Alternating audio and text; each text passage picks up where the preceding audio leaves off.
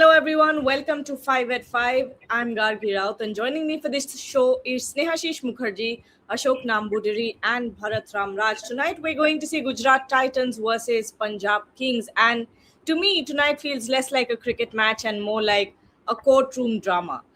Two captains walk in not just to win points, but also there is some context to this narrative that is built around them. At one end, you have Shubman Gill, the prince who has inherited a throne, but he still hears a lot of criticism about whether he belongs in T20 cricket. On the other hand, you have Shreyas Iyer, a proven leader who keeps winning battles but somehow remains outside the national T20I team.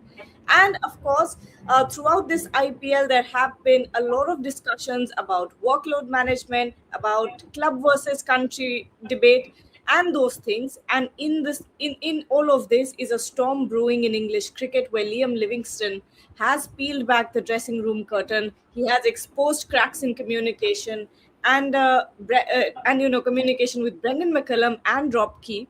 And of course, Reece Topley has then reacted to it. So tonight's conversation isn't about just bat and ball, okay? It's about leadership. It's about two players who will want to make a comeback, and of course, a Liam Livingstone and the problems in the English dressing room.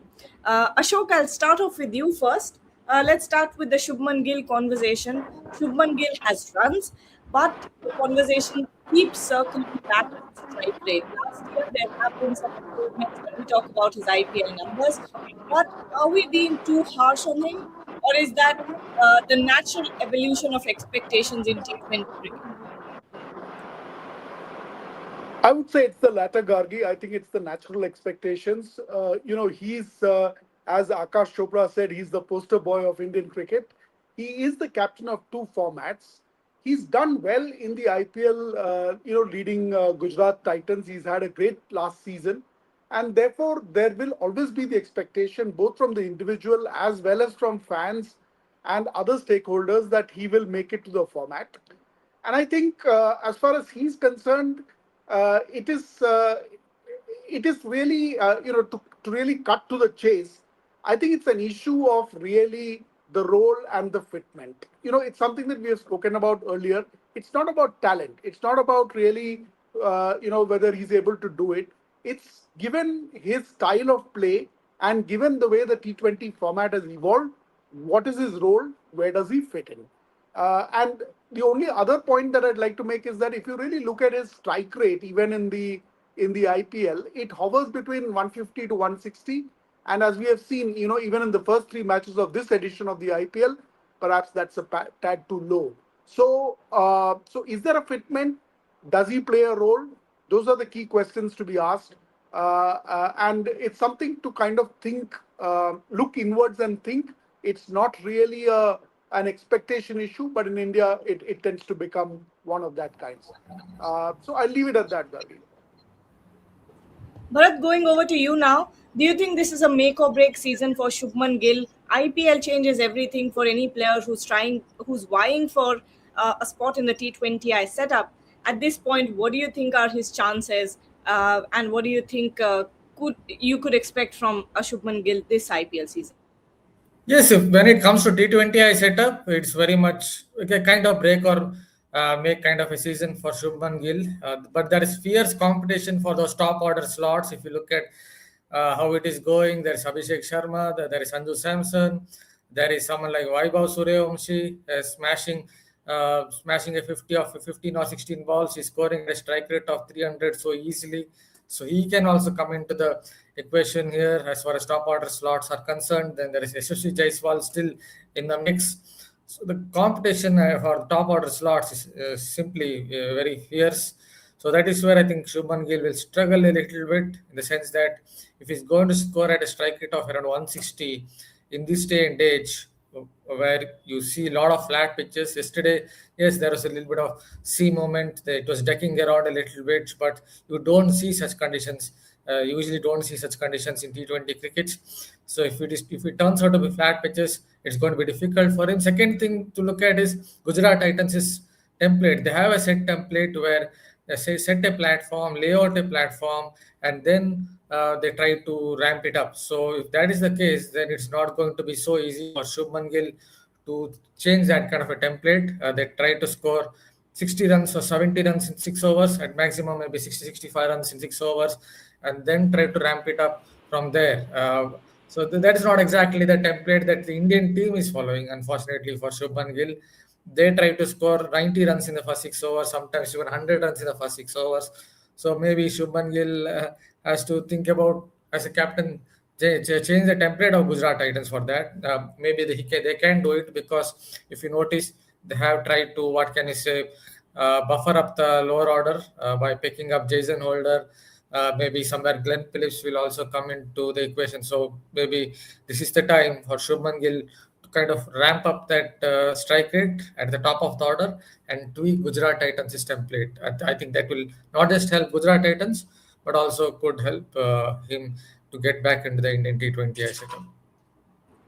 Snehashish, because when you look at someone like a Shubman Gill versus an Abhishek Sharma versus a Vaibhav Suryavanshi who are in competition now, or someone like a Yashasvi Jaiswal is on the bench, someone like a Shreyas Iyer who also is, not vying for the same spot as Shubman Gill, but again, this is the kind of quality that you have on the bench right now. And with the opening options that you have for India, Shubman Gill's game, that anchor role once again, does it fit to India's approach in T20 cricket?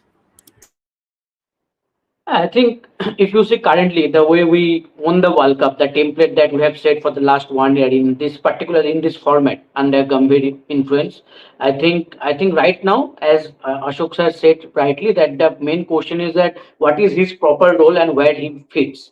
If you ask me, I think the only place that you can place Shubman Gill as an opener in this format.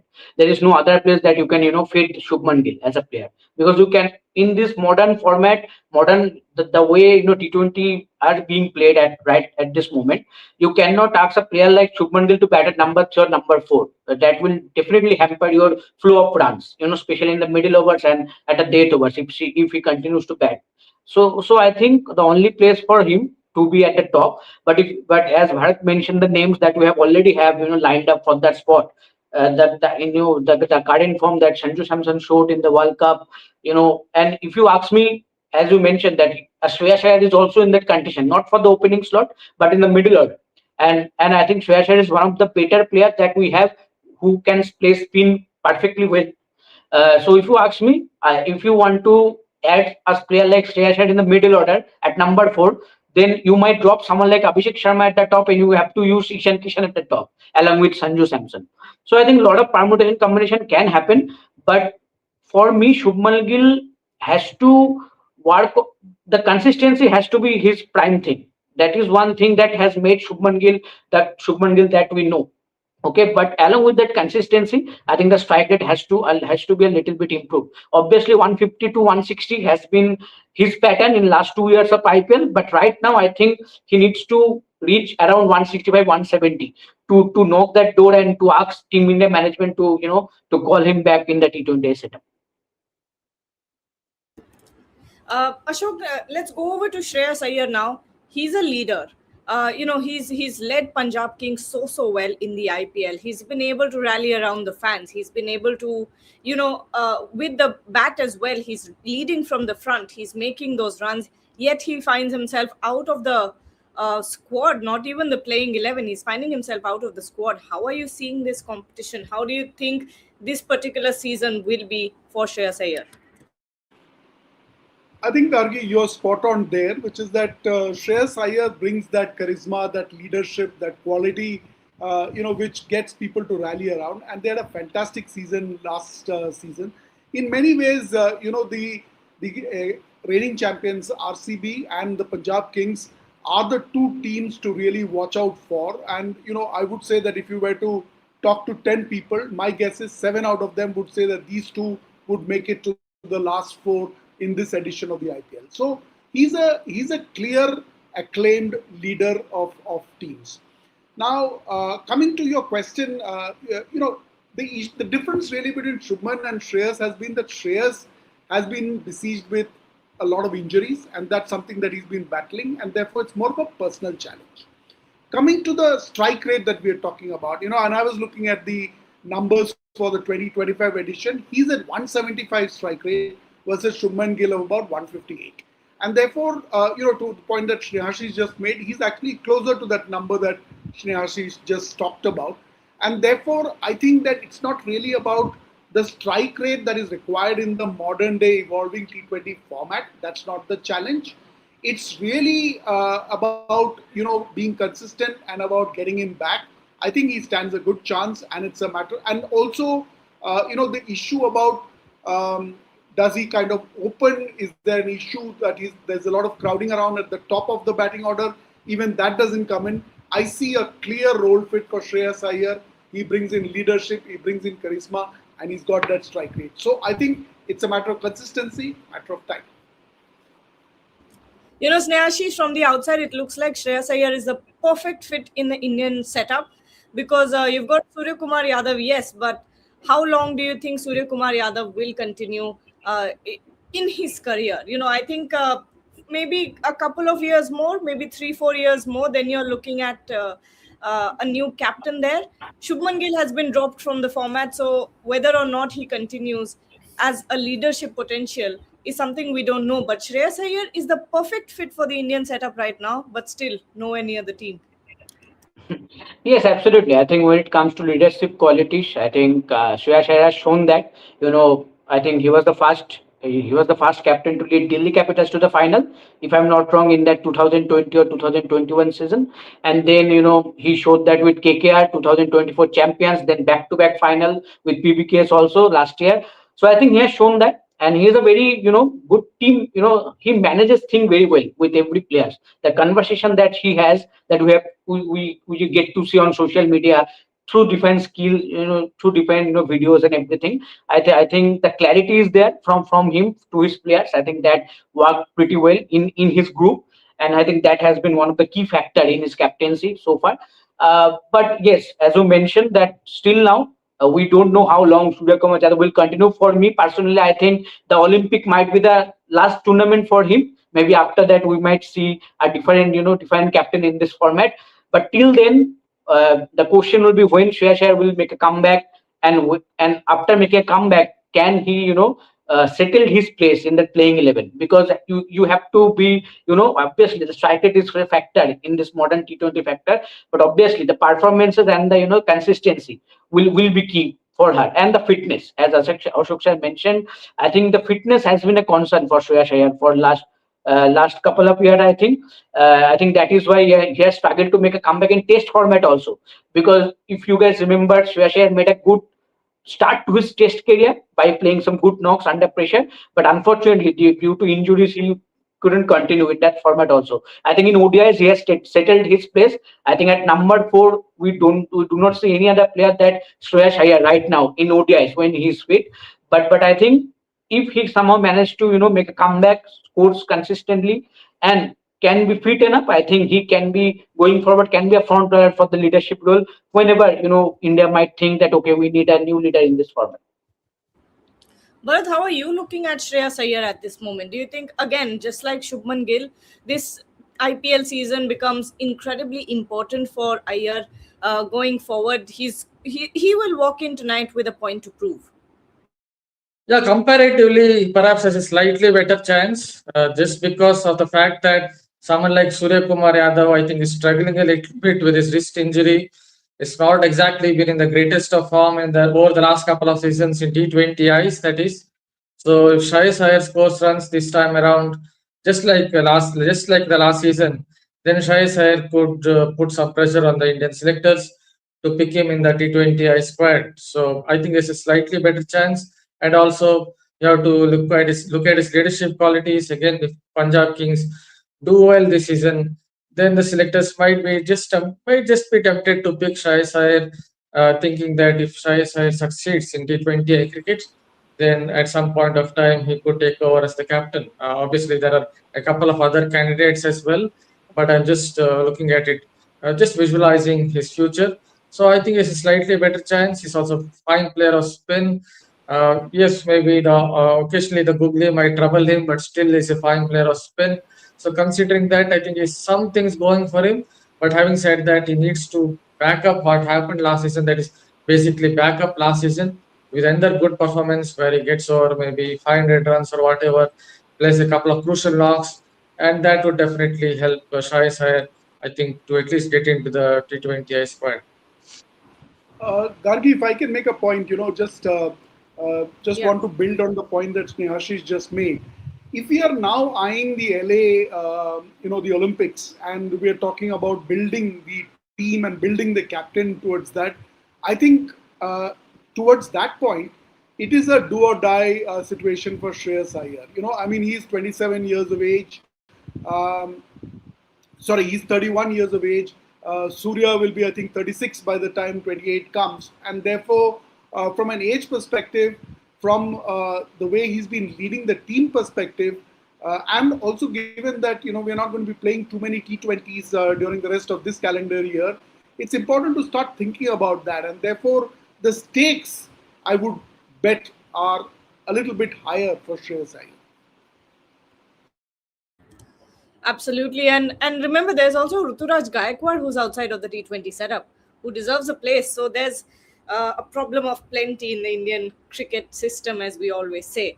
But let's go over to the English setup now. There seems to be a lot of problems that are brewing, a lot of juicy quotes coming out, starting with obviously Liam Livingston, who was left out of the English cricket setup, and he started questioning the selection. He started questioning the system. He spoke about 1 minute phone calls, silence from leaderships, and this feeling of being discarded by English management. And Brendan McCullum and Dropkey, he said that he asked for help but was turned down. And then after that, there was Reece Topley, who echoed what Liam Livingston said. And let me just quickly get that quote out, where Reece Topley said, Liam Livingston has been a bit kind with his views on the English management, but I'm not surprised by what he said. The communication hasn't been great for me either, but when you appoint a manager who has no experience of management, what do you expect? This was clearly, aimed at Rob Key, who's heading English cricket at the moment. Ashok, how are you seeing this entire uh, series of circumstances pan out? Because Liam Livingston, Reece Topley, these are top talents in the England setup. But when you have players speaking out about how they're feeling discarded, I don't think that's ever a good thing to come out of sport. Yeah. So two aspects to it. One is the timing. The timing doesn't surprise me. I mean, given the debacle that the England team have had in the recent Ashes, I think in a manner of speaking, there would be skeletons that would fall out of the cupboard. There would be fingers being pointed, and there would be blame being accused, etc. I don't know what the reality of what happens, and perhaps no one knows at this point of time. But there is going to be angst, there is going to be disgruntlement, and that's going to get expressed. Which brings me to the second point, which is that it's being taken out in public, it's being put out on social media, and I think that is really what is catching attention because one doesn't expect that. Now, notwithstanding the fact that the posts have been made, notwithstanding the exact statements that Liam Livingston has put out there, I think the central issue here is that how do you take care of people? Behind the comments, the issue is that we've not been taken care of. And I think these accusations of 1 minute phone calls or 1 minute conversations, you know, I think for decades together, there has been a norm, there has been a manner in which you treat players. You may drop them, but you will need to, the captain or the coach or the leadership will need to sit with the player, explain what needs to be done or what the reasons are. Why is it that he or she is being taken or dropped, and what is the way forward? Unless that is done, there is going to be a break in continuity, which is going to lead to disillusionment, which is going to lead to the fact that nobody cares for us. And I think that's, it's really red flags. And therefore, the question is, do you shoot the messenger in this kind of a situation, or do you really say, let me introspect and figure out, is there a problem? I think, and therefore, I would sum it up by saying that at this point of time, I will not be surprised if you have more skeletons falling out of that cupboard. But Yeah. what's critical is how you're going to now introspect and think about it. With the way things are going, Ashok, it will be the messenger who is shot here. I think Very, this will. yes, very, very, very likely. In fact, that's what I was trying to hint at, which is that that is very likely to happen, and therefore Yeah. something to be really careful about. Exactly. I mean, I'm not surprised if I don't if I see Liam Livingston and Reece Stockley both being outcasted from the English setup for a long, long time from here on. But again, there is this culture in Australia and English cricket that I admire, which is players can openly come out and say things like this and say that we're not being taken care of. This is not going right, and it will not always be taken in the wrong sense, which at least there is that safe space for them to speak out and say what's going on inside the dressing room. Bharat, how are you looking at this? How damaging are these kinds of breakdowns? Yeah, there are different layers to it. One thing that we have to think of is a lot of these players are limited overs cricketers. They mainly play limited overs cricket, so not sure how it can be connected to the Ashes debacle because Test cricketers are not coming out and saying these things. If you notice, England's limited overs cricketers are coming out and saying these things. Second is as far as you can look at it from an individual basis. Liam Livingstone, see, I respect him as a cricketer. He's a good all-rounder. He's done well in leagues. But having said that, I will put it in a straightforward manner. He's been given chance after chance after chance to play for England in World Cups, and he has done hardly anything of note. So at some point of time, the England selectors had to take perhaps a call on Liam Livingstone. Yes, the way they have communicated, maybe it is Rob Keefe's problem, maybe it is someone else's problem. It didn't be in a good way they have communicated to him. But having said that, he has been given a lot of chances. I don't think he's made it count, especially in World Cups. You can hardly remember Liam Livingstone performing well for England. So at some point, perhaps they took a call on him. I think the worst one of this lot, if you look at it from a communication point of view, I think it has to be David Willey. I feel sorry for him. I think it is Rob Key's problem here because they treated him as a spare part for a long period of time. Even during the 2019 World Cup, it felt as if David Willey will play for England, but suddenly they brought in Jofra Archer and dropped someone like Willey out of the squad itself. And then in the 2000 during the 2023 World Cup, it felt as if David Willey was peaking at the right time. Again, they didn't pick him in the early games. When they picked him, he did well. And then obviously he got, I think, disgruntled with the management and retired then and there. Then obviously Matthew Mott was the coach. So I think the problem goes towards somewhere Rob Key. It points towards Rob Key has a problem in relation to how he is communicating. So yes, there are different layers to it. When you're dropped, you obviously will get irritated, annoyed. But you have to also see that, especially someone like Liam Livingstone has been given chance after chance after chance. I don't think he's performed according to expectations. At some point, a call would be made on such a player, and I think that's what happened with someone like Liam Livingstone. Yes, Ashok. I have a different point of view. I think the issue is not really about giving a lot of chances or about whether the player is measuring up. And I think I would submit that irrespective of the player is measuring up or not, the manner in which you do the communication has to be consistent. And imagine a situation in India where you have currently, take any format, you've got at least 5 or 6 players vying for the top opening slot positions, right? Now, how do you manage expectations in this kind of a situation? And therefore, my simple submission is that even if the person is not measuring up, the manner in which you communicate and the manner in which you give the feedback has to be consistent, has to be done in a manner where you don't get this kind of a comment, where you feel that there is nobody to really turn to. I just said a point to it. I just said that's why I said you have to look at it from different layers.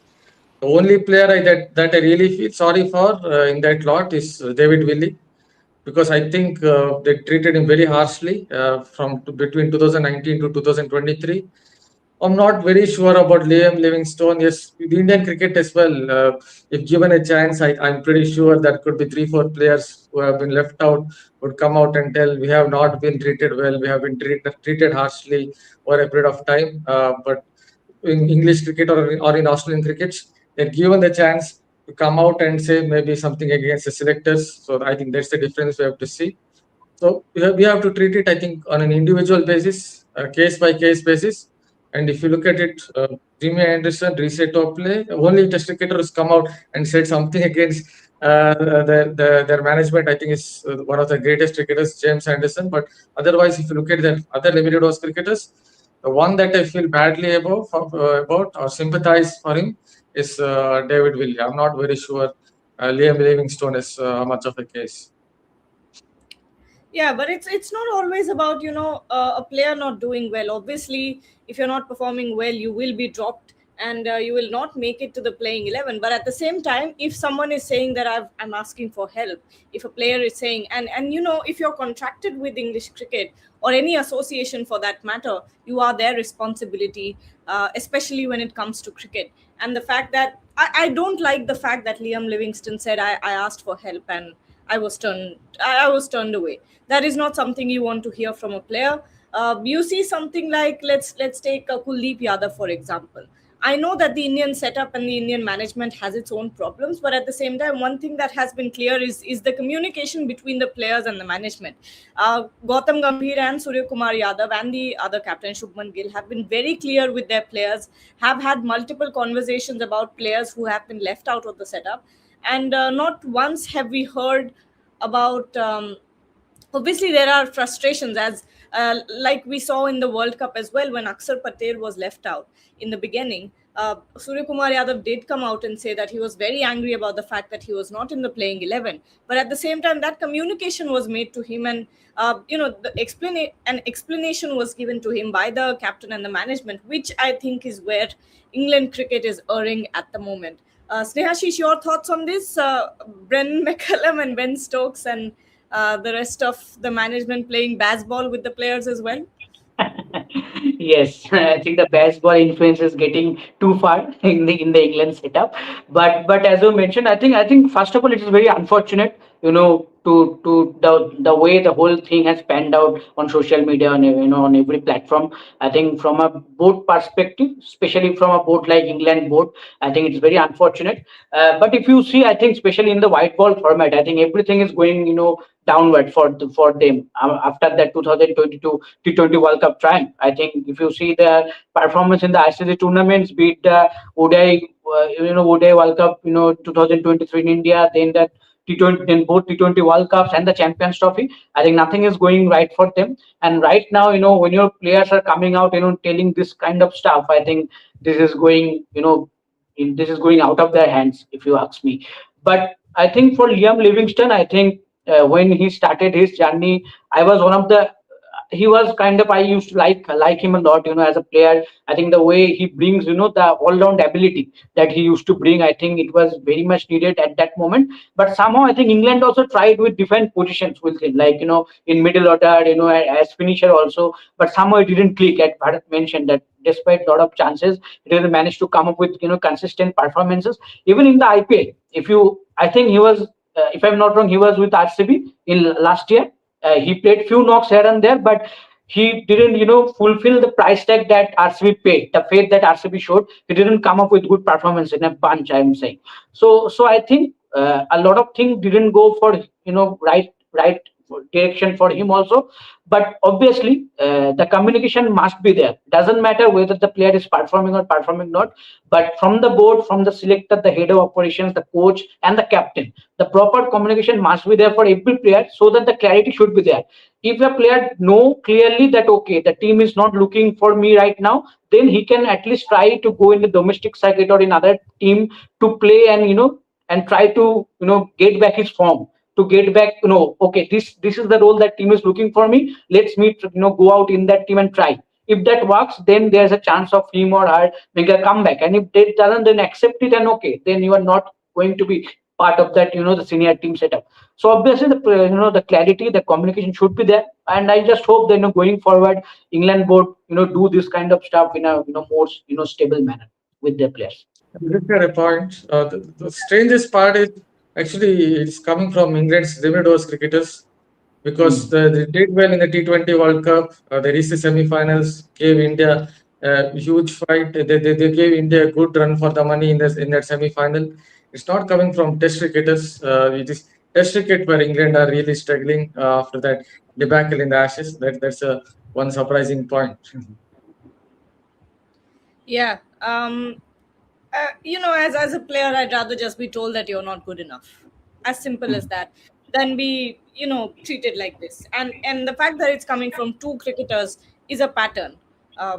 When we talk about this level of management. Yes, Ashok. Yeah, and I think the most concerning comment really there is the accusation against Rob Key, right? That when you don't have an experience in management, then what do you expect? Now that comment is not a comment on cricket. It's not a comment on the format. It's not a comment on the process. It's really about saying that this guy has no experience and no business to be in that role, and that is really concerning to me. And therefore, which is the reason why I'm saying that we I will not be surprised if we expect more things to come out from that cupboard. Just wanted to add a point on Rob Key. Just one line. Is the thing with Yeah. Rob Key is whenever he does an interview with Michael Atherton or whatever, he comes across as someone who doesn't have that nuance about when it comes to an interview. You want the interviewee to talk in a nuanced manner. That is not what you see with Robert Key. I think that's a problem with him when it comes to communication. Maybe that is what is kind of going against him because it doesn't look like someone who has that communication skills even in an interview. Yes, and while we are closing, condolences to Ian Langford, a fellow journalist whose untimely demise has shook the entire journalist community. There has been a statement from the BCCI, and it says that the IPL Governing Council and all stakeholders involved express their deepest condolences on the untimely demise of Mr. Ian Langford, a dedicated broadcast engineer who was an integral part of our broadcast operations. Our thoughts and prayers are with his family and friends back home. The IPL is committed to providing all necessary support and assistance to Mr. Langford's family during this incredibly difficult time. The health, safety, and overall security of every member involved in the smooth functioning of the IPL continues to remain of utmost importance. So, on that note, we will take your leave. Thank you so much, Sneha, Shish, Bharat, and Ashok, for giving your insights on two very important topics that we discussed in this show. We'll be back at 6:30 for the GT versus PBKS pre-show. So don't forget to join us then. Till then, like, share, and subscribe to the channel and stay tuned.